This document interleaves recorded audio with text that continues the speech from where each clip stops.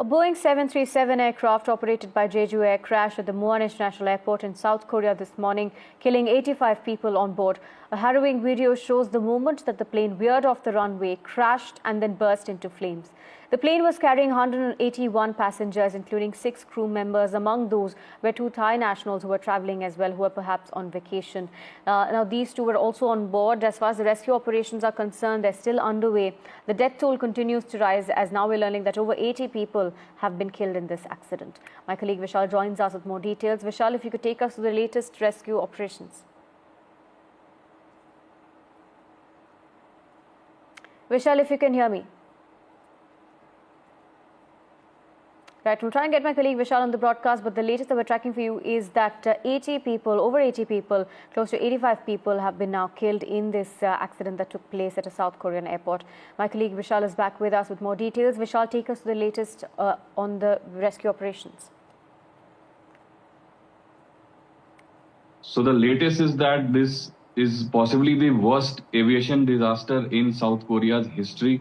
The latest says that almost everyone on board has died except 2. 2 people were rescued. There were totally 181 people on board, including 6 crew members. So 179 people are presumed dead at the moment. That is the latest report. So it's a huge tragedy. The airline has issued an official apology. It has said that it bows down in shame that such a tragedy has occurred. And at the same time, the Thailand government has initiated a probe into the matter because when the plane landed, the lower carriage could not be deployed, and that has resulted in this huge tragedy. The plane skidded off the runway and hit one of the fences, and it exploded right on impact, killing almost everyone on board. As I mentioned, there were more than 180 people on board, and almost everyone has died. And there were mostly South Koreans on board. There were 2 or 3 Thai nationals as well. So this flight was traveling from Bangkok to Muan in South Korea. So it could be assumed that mostly there were, holiday travelers who would have gone there to enjoy, year-end special weekend. But that has resulted in a huge tragedy, and almost everyone on board has died. Right, thank you, Vishal, for joining us and bringing us those details. I'm also being joined by Captain Saurabh Bhatnagar, Director of Various Aviators. He's also the former CEO of Akasa International. Thank you for joining us, sir. Firstly, this seems to be one of the worst aviation disasters, like my colleague was mentioning, in South Korea. As far as the technical details we know that a belly landing was attempted and landing gear was not fully extended as well. So as far as the preliminary details that we're getting in from the reports coming in, what can you gather, sir? It's quite evident from the video that the aircraft did a belly landing, and hydraulic, in fact, the landing gear was not even extended because I could not see the nose landing gear also. And Boeing 737 has a hydraulic system for landing gear, but they have an emergency landing gear system also. And that is totally independent of the hydraulic, and with that, the manual lever is there. And they have got the cables and the linkages mechanical, which extends the landing gear. So it's very too early to say anything what exactly and why it was not extended. And it is very evident that they did a belly landing.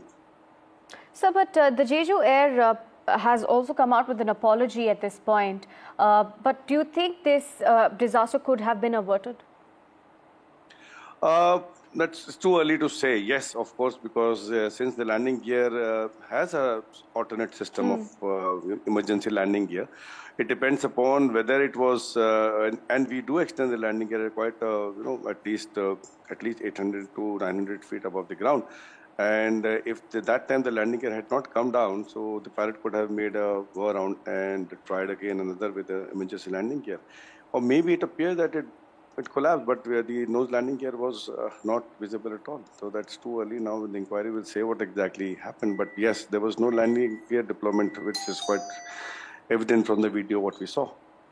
Right, and this is quite a terrible aviation accident. We're now learning that almost 179 passengers, that's almost everyone on board, has died in this tragic crash. And we can see the amount of force that the plane hits the wall with and then combusts into flames. So in terms of South Korean aviation as well, sir, they seem to be having quite a good amount of safety measures in place. So this is quite a big disaster considering South Korean airline and their safety. Yes, the safety record proved quite good, and I believe they've got a nice, very experienced pilots. So, any kind of aviation disaster or these kinds of accidents, it's too early to say what exactly could have gone wrong in the cockpit. But as far as the aircraft we saw burst into flame, there must be yes, good amount of fuel also in the tanks. That's the reason we saw the ball of fire. But the landing gear not getting extended. These days, it's quite, I would say, not heard of because you got the manual and the backup system is always there, especially for the landing gear. But do you think so there can be something more done in these cases, maybe some, in terms of technology, if there can be some sort of improvement to avoid such accidents in the future as well? We have these days. It's all these days. It's fly-by-wire system, hydraulically operated. All the systems. So we have a backup of mechanical backup. And Boeing 737 has got a cable and a mechanical linkages that got nothing to do with electrical and anything to do with hydraulic.